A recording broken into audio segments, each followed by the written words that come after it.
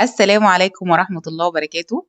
النهاردة معانا ترند جديد اللي هو بتاع البونبوني، بس احنا هنعمله بطريقتنا. هنعمله بحاجات هيلث شوية بجزر، وهو حابب البونبوني فقلت ما زعلوش هحط له شوية بونبوني. يلا بينا نبدأ. أول حاجة هو يخبي وشه. هو احنا بنقول ايه أصلا؟ لو انت ما جبتهاش صح اقول لك سيف.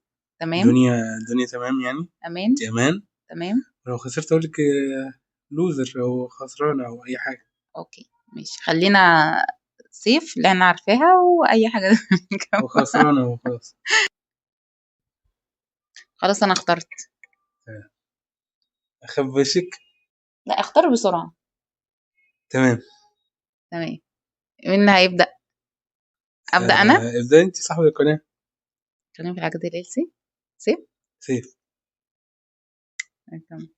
دي لا سيف برضه. ماشي.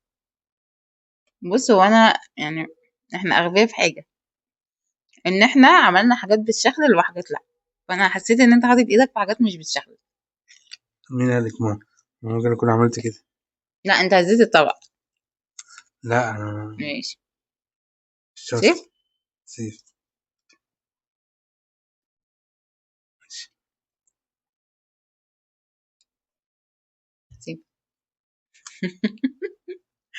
هنقعد بقى في فيديو إيه نقرقط كده. سيب. لوزر. بجد. انا مش فاكر بس هي لا إلا مش فاكر. غالبا لوزر. ماشي، نختار تاني. كده 1-0.